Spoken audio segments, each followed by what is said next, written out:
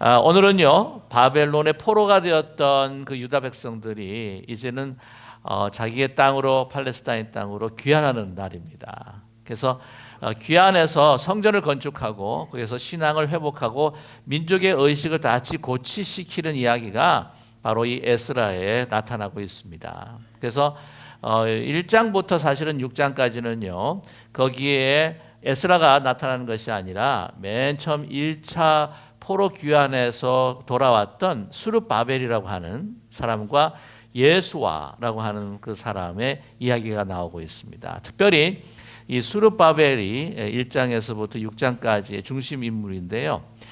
수르바벨이라 하면은 여러분께서 아시겠지만 여호와긴의 왕이 있었죠. 여호와김, 그 다음에 여호와긴 왕이 있고요. 그 다음에 그 왕 후에 이제 망하게 되지 않습니까? 그런데 여호와긴의 손자가 바로 수르바벨이라고 하는 것입니다. 그래서 이 수르바벨이 돌아와서 이제 성전을 이제 건축을 하게 되는데, 오늘 말씀을 보게 되면은 이 신앙을 회복하고 또 성전을 짓고 민족 의식을 다시 고취시키는 데 있어서 1장과 6절은 보면 하드웨어를 어떻게 세웠는가 하는 것을 보여주고 있고, 7장에서부터 우리 10장까지는 거기에는 주요 인물이 바로 에스라입니다. 에스라가 이 성전만 있어야 되는 것이 아니라 정말 이 성전에서 하나님을 예배드리고 다시 영성을 회복하기 위해서 어떻게 해야 하는가 하는 것을 에스라가 이 말씀들을 통해서 우리에게 보여주고 있다고 하는 것이죠. 한마디로 말하면 우리 신앙생활에 있어서의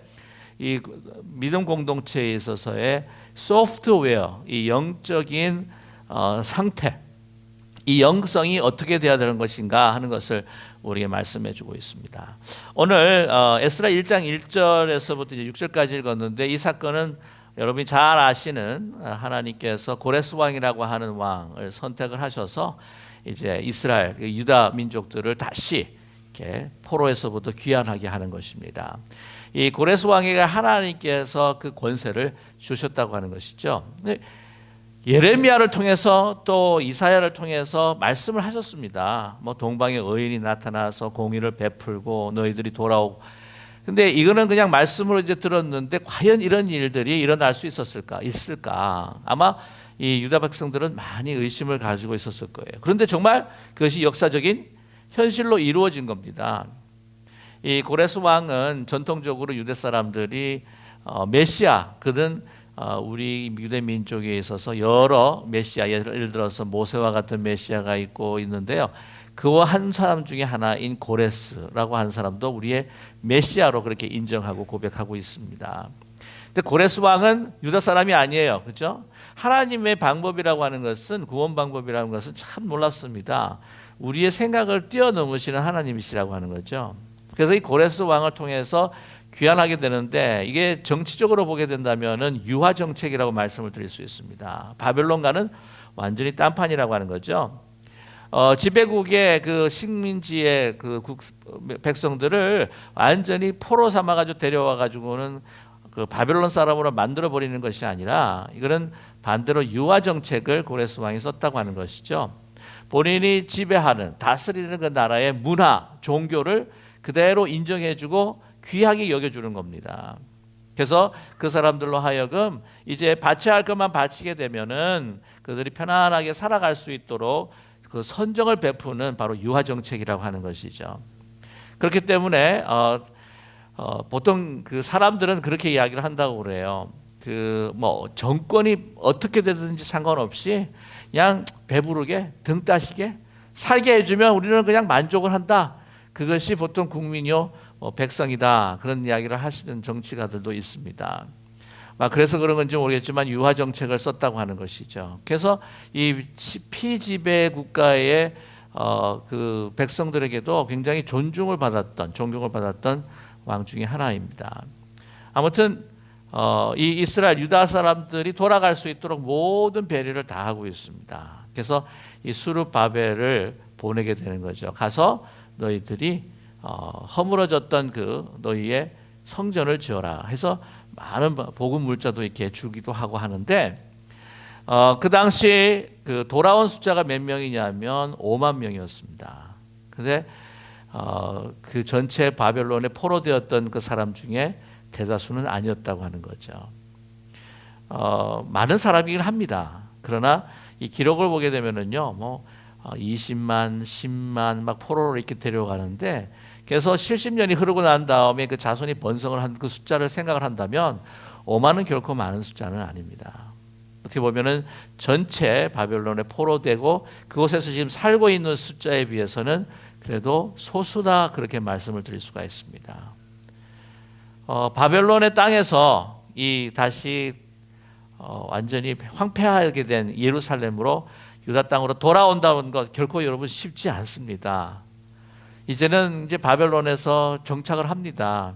사람이 적응한다는 게요, 굉장히 무섭습니다. 그래서 아이도 낳고 손주들도 낳고 거기에서 나무도 심고 정원도 가꾸고 집도 세우는 가운데 이제 바벨론 그 정권 아래서 살긴 했지만 그래도 어느 정도 먹을 만큼 먹고 또 등 따스게 그렇게 살면서, 특별히 또 정권이 바뀌는데 이 고레스 왕 정권이라고 하는 것이 더 우리에게 선정을 베풀어주고 은혜를 베풀어주는 거예요. 그러면은 지금 거기 가면 아무것도 없는데 우리가 가서 그냥 생고생을 할 필요가 있는가? 그냥 여기서 그냥 손주 다시 결혼하는 거, 또 집 짓고 다 이렇게 정착하고 사는 거 보면서 살아가는 것이, 그게 또 어떻게 보면 행복이지, 굳이 그냥 신앙을 위해서 성전을 짓기 위해서 돌아갈 필요가 있는가? 많은 사람들이 사실은 남았습니다. 소수가 떠나서 성전의 회복을 위해서 돌아왔다고 하는 것이죠. 그래서 와서 사실은 모든 것을 새롭게 다 시작하는 것입니다. 무엇 때문에? 신앙을 위해서 말입니다. 하나님께서 임하시는 그 성전의 그 영광을 다시 한번 보기 위해서, 또한 그 성전에서 하나님 앞에 정말 마음에 담아 믿음으로 드리는 제사를 드리기 위해서 그 어려운 길을, 정말 황폐한 땅을 개척을 하면서 이제 다시 돌아왔습니다.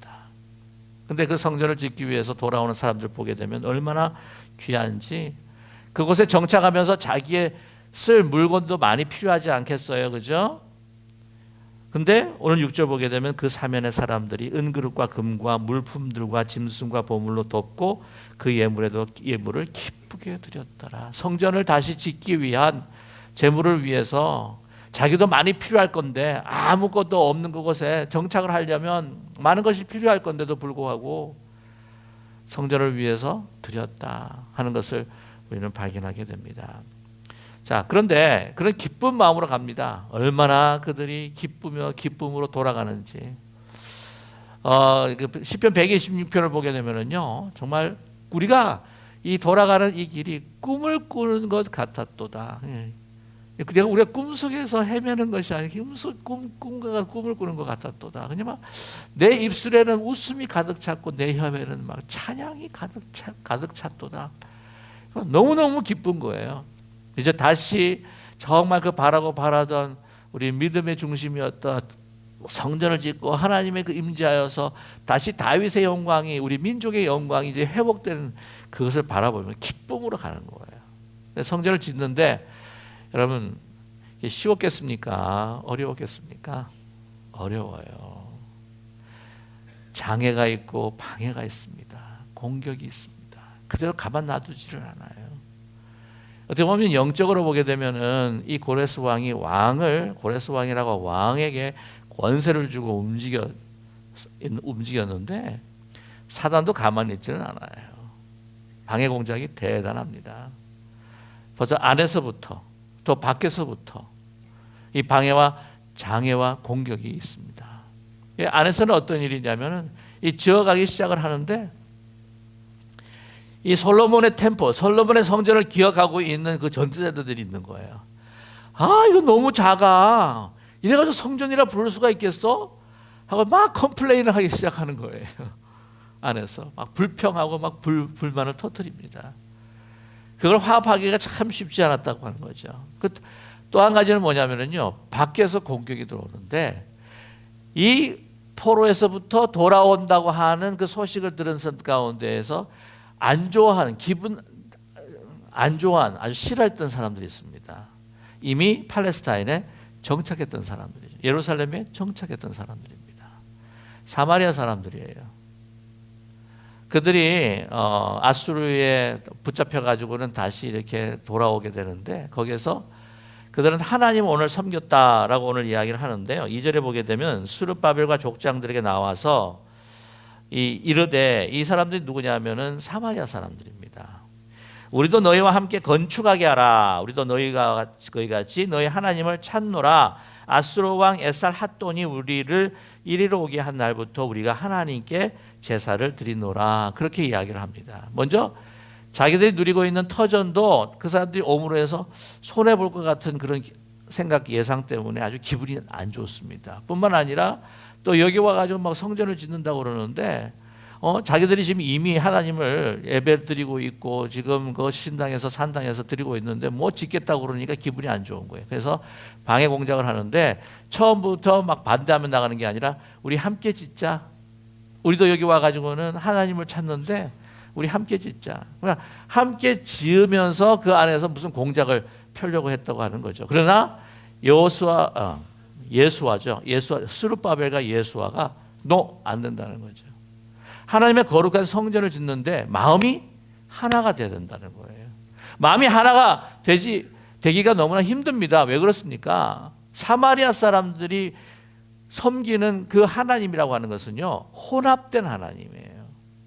아수르에서 섬기던 우상과 함께 섬기던 하나님, 혼합된 하나님이라고 하는 거죠.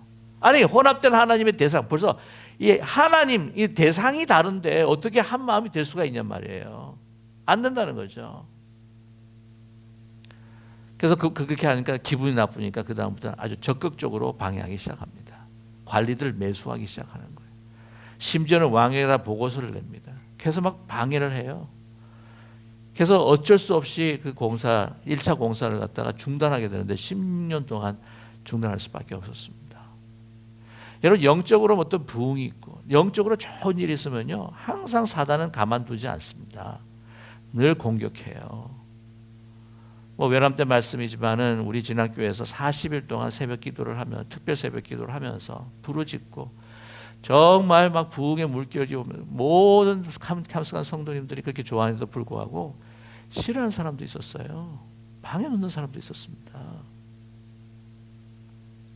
제가 목회를 하면서 정말 불교에 그냥 심취해서 보살처럼 절을 짓고 하셨던 분이 계셨어요. 그래서 제가 예전에 목회했던 그 교회에서 정말 예수님을 만나는 거예요. 뜨거운 성령 체험을 한 겁니다. 그래서 완전 born-again 크리스찬이 되었어요. 근데 사단은 가만두질 않더라. 어쩔 보기 막 영적으로 누르는데 그분이 정말 깊은 우울증에 빠지는 거예요. 막 소리를 들어요. 막 기도해드리고, 많은 분들 위해서 기도해드리고, 그거를 극복하는데 정말 힘들었습니다. 근데 승리하셨어요. 여러분, 좋은 일이 있을 때 분명히 사단의 역사가 그걸 방해합니다. 근데 거기에 딱 방해를 받고 난 다음에 딱 의기소침해지잖아요. 그래서 일어서지 못하면 그거는 정말 큰 불행이라고 하는 거예요. 저와 여러분, 정말 하나님께서 우리를 하여금 영적인 부흥을 일으켜 주시고 하나님의 길을 가실 때 아무리 사탄마귀 어두운 영이 우리를 회방한다고 할지라도 꺾이지 마세요. 믿음과 용기를 가지고 결국 최종 승리는 우리의 것이기 때문에 믿음으로 이 모든 것들을 극복하며 하나님의 말씀으로 승리하는 우리 모두가 되기를 간절히 소망합니다. 16년 동안 공사가 중단이 된 거예요. 그러니까 어떻게 할 도리가 없는 거죠. 그러니까 막 낙심을 합니다. 실망을 합니다. 스룹바벨도 예수와도. 그러니까 다른 사람들은 어떻게 했어요?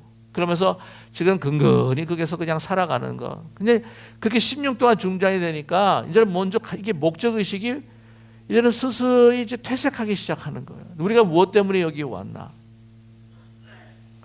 그러면서 아주 현실로 빠져버리기 시작합니다. 저와 여러분, 우리 그리스도의 제자, 하나님의 사람이라고 하는 것이 제일 우리가 경계해야 될 건 뭐냐면, 과거에 대한 영광을 너무 이렇게 붙잡고 놓지 않는 것도 문제지만 지금 내 있는 그 현실 속에 계속해서 적응하고 빠지는 게 문제라고 하는 거예요. 그런데 하나님께서 그걸 가만두지 않습니다. 누구를 보내세요? 그 상황에는요, 그 사람들을 일으켜 세울 수 있는 것은, 우리를 새롭게 하시고 우리에게 믿음과 용기를 줄 수 있는 것은, 낙담한 마음에 우리가 희망과 소망을 가지게 해줄 수 있는 것은 하나님의 말씀이에요. 누구를 보내시냐면 학개 스가랴 선지자를 보냅니다. 이 에스라 한번 쭉 읽어보세요.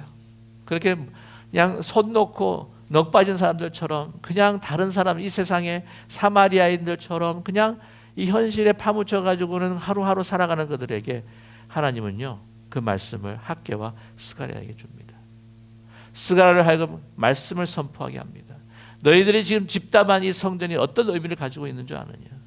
이제 다시 이 고레스 왕을 넘어서서 우리에게 보내주실, 장차 오실 그 메시아를 위한 준비가 바로 이 성전을 준비하는 것이다. 희망과 비전과 꿈을 씹어주기 시작하는 거예요. 학계는 조금 다릅니다. 아니, 너의 그 지금 집만 돌보고 너의 기업만 돌보고 어떻게 그럴 수가 있느냐? 성전은 저렇게 짓다가 말아가지고는 지금 황폐하고 지금 녹이 쓸어가고 있는데 하고 그렇게 하나님의 말씀을 선포하는 거예요. 다시 일어서기 시작합니다. 스룹바벨하고 예수아가. 근데 하나님이 또 도우셔요.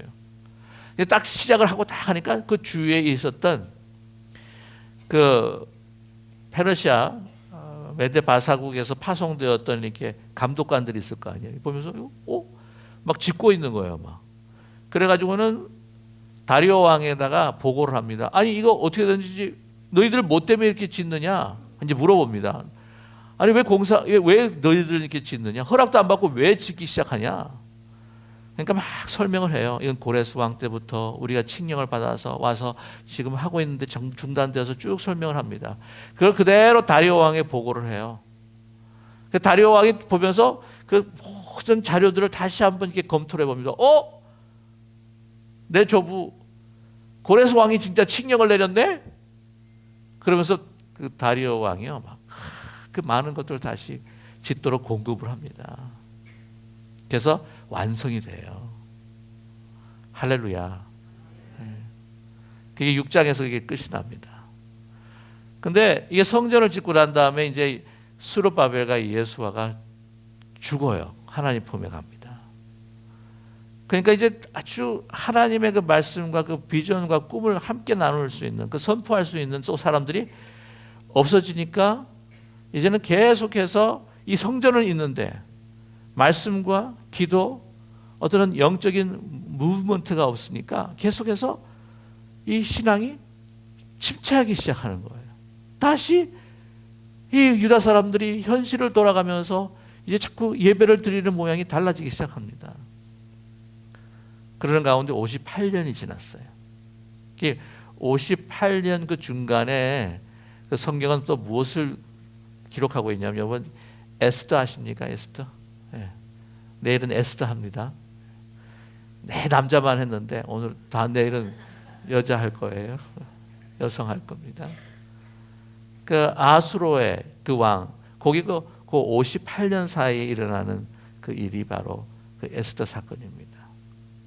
그 다음에 58년이 흐르고 난 다음에 아닥사스다 왕이라고 하는 왕이 하나님 앞에 감동을 받아요. 그러면서 이제 이스라엘 백성들을 돕기 위해서 누구를 보내냐면 에스라를 보내는 거예요. 에스라는 학자입니다. 율법 학자일 뿐만 아니라 제사장입니다. 아주 아닥사스다 왕도 인정하는 그냥 율법에 통한 자요, 지혜가 넘치는 자라. 그래서 2,000명을 보냅니다. 함께. 그래서 딱 와봤더니 영적으로 완전히 황폐해져 있는 거예요. 그래서 다시 영적 부흥 운동을 일으키는데 하나님께서 정말 적합한 사람을 보냈습니다. 왜 적합한 사람을 보냈느냐? 하나님의 말씀에 능통한 자라고 하는, 하나님의 말씀의 삶의 뿌리를 내리고 있는 자였단 말이죠. 하나님의 말씀에 비춰봤을 때 그들이 하나님 앞에 제사 드리는 모습이 너무나도 합당치도 않고, 그들이 살아가는 현실에 파묻혀서 살아가는 그 모습들이 하나님의 뜻에 맞지 않는 거예요. 그래서 그가 도착하자마자 영적 부흥을 일으키는데, 무엇보다 9장에 보시게 되면 그 유명한 에스라의 이 중보기도가 나옵니다. 막 통탄을 하는 거예요. 통탄을 하는데 여러분 막 자기의 죄가 아닌데도 불구하고 지금 그렇게 예루살렘에서 유다 땅에서 살아가고 있는 그 하나님 앞에 바람직하지 못하고 범죄와 살아가고 있는 그 백성들을 위해서 그것이 자기의 죄인 양 하나님 앞에 통곡을 하면서 참여하면서 하나님의 말씀을 선포하면서 기도합니다. 이게 9장에 나와 있어요. 너무나 안타까운지 막 겉옷도 찢고 속옷도 찢고 심지어는 막 자신의 머리까지 다 뽑는 거예요. 이렇게. 그러면서 기도를 합니다. 그러면서 그 기도를 보게 되면은요, 기도하면서 이 백성들을 가르치는 거예요. 너희들이 어떻게 해서 여기까지 온 줄 아느냐? 너희들이 바벨론에 어떻게 해서 너희들이 포로가 된 줄 아느냐? 그 성전의 구조물을 자랑하면서 우리는 결코 멸망하지 않을 거라고 했지만 너희들이 하나님 앞에 범죄하고 자기를 위해서 우상을 숭배하고 그러므로 해서 멸망당해서 다시도 하나님의 은혜가 있어서 너희들이 지금 여기까지 온 것이 아니냐, 울타리를 하나님께서 쳐주신 것이 아니냐. 그래서 이 어려운 가운데서 너희 성전을 짓게 하시고 예배케 하셨는데 아니 어찌 다시 이 모양이냐. 제일 중요한 이슈가 뭐였냐면 그 땅에서 그 이방의 여인, 사마리아 여인들과 결혼하는 문제였습니다. 그러니까 이게 결혼이라고 하는 것이 어떤 의미가 있냐면 아시겠지만 솔로몬이 이방 여인과 결혼하면서 뭐가 들어와요? 우상이 들어오는 거예요. 하나님의 가치가 들어오는 게 아니라 이방의 가치, 세상의 가치, 세속의 가치가 들어오기 시작하는 겁니다. 뭐 믿지 않는 여인과 뭐 결혼하지 말라 뭐 이런 것이 결론은 아니에요. 믿지 않는 사람과 멍에를 같이 매지 말라고 하는 그 고린도의 말씀, 고린도전서의 말씀도 있긴 하지만 그보다 중요한 건 그럼으로 인해서 하나님이 혼합이 되어지고 우상 숭배가 되고 자기를 위해서 편리한 대로 현실에 적응해 가면서 이 땅의 축복이 모든 것이냐, 어떻게 그렇게 살 수가 있느냐. 하나님께서 우리 조상들이 범죄한 것으로 인해서 바벨론의 포로가 되고 이제 하나님께서 은혜를 베풀어 주셔서 여기까지 이제는 귀환해 주시고 움직여 주셨는데 너희가 어찌 다시 그럴 수가 있느냐. 여러분, 성전만 지은 것을 가지고는 이게 충분치가 않아요. 무엇이 필요합니까? 영적인 소프트웨어가 필요한 거예요. 말씀에 깊이 뿌리내려서 말씀에 내 자신을 비춰볼 수 있도록, 그래서 말씀에 내 자신을 기억하고 우리가 계속해서 하나님 앞에 가까이 내가 붙어있는 모든 이 세속적인 그 덩어리들을 다 우리는 다 떨쳐버리고 매일매일 내 자신 말씀과 기도로 주님 앞에 나아가고 나 자신을 기억하고 나아갈 때에 저는 분명히 믿습니다. 하나님께서 깊은 우리 교회를 부흥시켜 주시고 이 세상에 빛과 소금의 직분을 다할 수 있도록 우리를 세워주시고 모든 민족과 열방을 향해서 정말 공의의 빛, 복음의 빛, 진리의 빛을 비출 수 있는 축복의 통로로 만들어 주실 줄로 믿습니다. 그저 건축물만 중요한 게 아니에요. 우리가 새로운 처소를 위해서 우리가 지금 기도하고 있지만 하드웨어가 사실은 소프트웨어가 돌아갈 수 있도록 필요한 것들을 제공하기가 있습니다. 그러나 가장 중요한 것이 여러분, 우리가 신앙생활하면서 나에게 주어진 나의 삶의 풍요로움과 또한 이 땅을 위해서 내가 살아가는 편안함과 안주, 그것으로 안주하는 것이 아니라 하나님께서 우리에게 주시는 꿈과 비전과 이상을 향해서 우리 자신을 늘 쳐서 성령을 쳐서 복종시키고 깨어서 정말 이 사명을 다할 수 있도록 하나님의 형상을 닮아가고 예수 그리스도의 장성한 분량으로 나아갈 수 있도록 우리가 끊임없이 말씀과 기도로 우리 자신을 무장할 수 있는 깊은 우리 교회의 모든 믿음의 가족들이 되시기를 간절히 소망합니다. 그래서 어떤 어두운 영이 우리를 탄다고 할지라도 우리를 공격한다고 할지라도 그것을 파해서 승리하며 하나님의 영광을 올려드리는 우리의 가정과 기업과 저희 교회가 되시기를 주님의 이름으로 간절히 축원합니다. 우리 함께 기도하기 바랍니다.